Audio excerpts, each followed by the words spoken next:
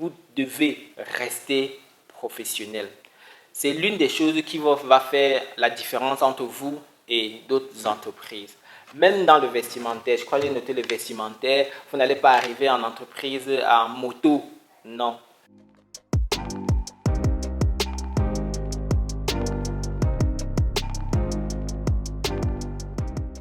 Bonjour tout le monde. Dans cette vidéo, on va essayer d'identifier les choses à faire si vous voulez vous lancer en tant qu'entrepreneur. Vous savez, ça, ce sont déjà les congés et il y a beaucoup de jeunes qui vont se dire, ok, moi je veux me lancer en tant qu'entrepreneur. Donc j'ai pu identifier ici 5 choses qu'il faut faire absolument. La première chose, c'est identifier votre cible selon vos compétences. Moi, je crée les sites web pour les entreprises et les particuliers. Donc, je dois identifier les entreprises qui ont besoin de sites internet.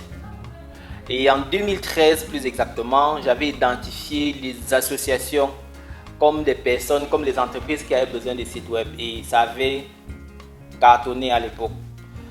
Je vais vous expliquer, j'espère qu'au fur et à mesure de cette vidéo, je vais vous expliquer comment j'ai fait. N'oubliez pas, je propose une formation gratuite. En dessous de cette vidéo, il y a un formulaire pour s'inscrire, pour vous permettre de vous inscrire à la formation. La formation, c'est comment créer un site internet gratuitement. J'espère que cette formation va capaciter les gens pour qu'ils puissent créer leur propre entreprise en tant que peut-être développeur ou bien créateur de sites internet pour les entreprises, pour les particuliers ou bien pour les associations. Créer un service adéquat. Voilà. Donc, créer un service adéquat pour les associations, c'est identifier les templates des sites qui vont, on va dire quoi, qui correspondent à leur secteur d'activité. À l'époque, j'avais créé plusieurs des offres de services. Si je retrouve ça, je vais vous mettre ça à l'écran. Plusieurs offres de services pour les associations. Et j'avais créé 3 offres de services. Une offre de 150 000, une offre de 250 000 francs, une offre qui devait être faite sur devis. Donc ça a permis à mon target, c'est-à-dire la cible, de pouvoir choisir parmi les offres que je proposais, celle qui les convenait parfaitement.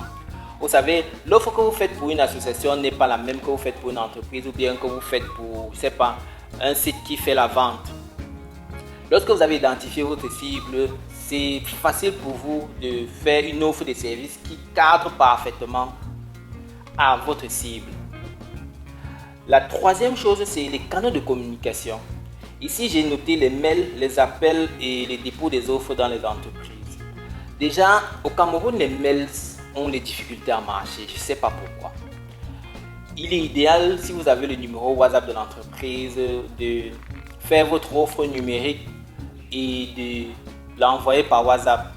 Mais je vous recommande fortement d'imprimer l'offre et d'aller directement déposer dans l'entreprise si vous êtes dans la même ville ou bien vous trouvez quelqu'un dans une autre ville, vous expédiez les offres, que cette personne aille déposer les offres là-bas.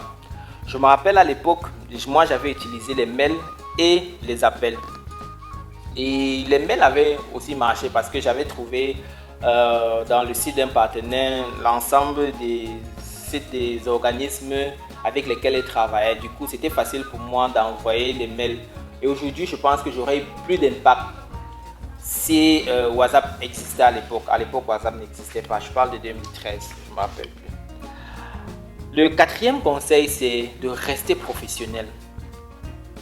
Plusieurs fois, quand on échange avec des gens qui proposent des services, on se rend compte qu'ils n'ont pas un ton professionnel. C'est très important.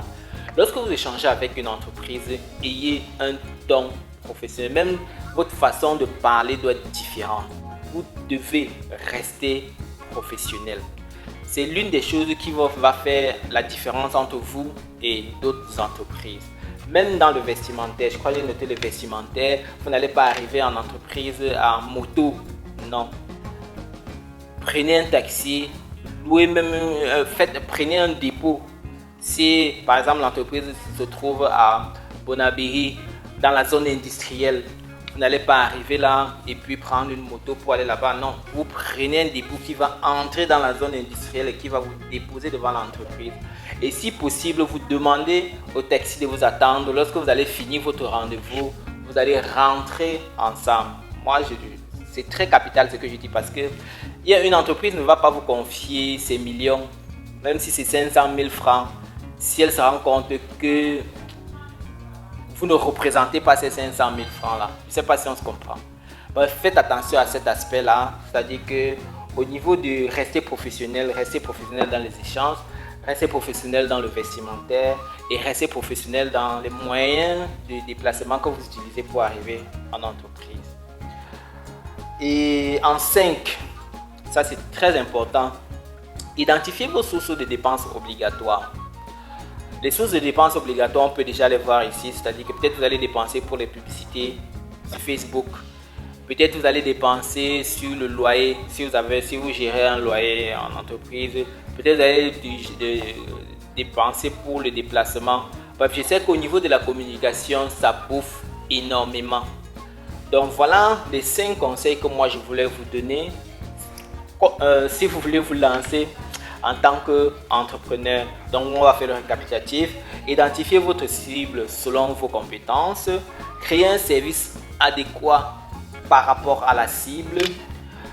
Utilisez les canaux de communication qui sont professionnels. J'ai parlé des mails, j'ai parlé des appels et j'ai parlé des dépôts des offres directement chez les clients.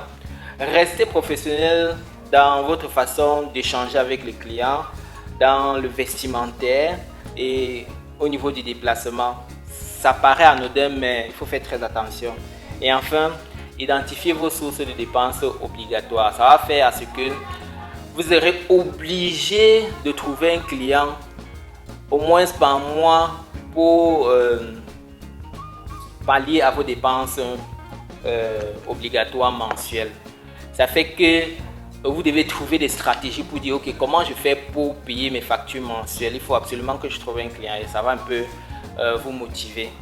J'espère que ces 5 aspects que j'ai pu relever vont vous permettre de mieux réfléchir avant de vous lancer en tant qu'entrepreneur. À très prochainement pour d'autres vidéos.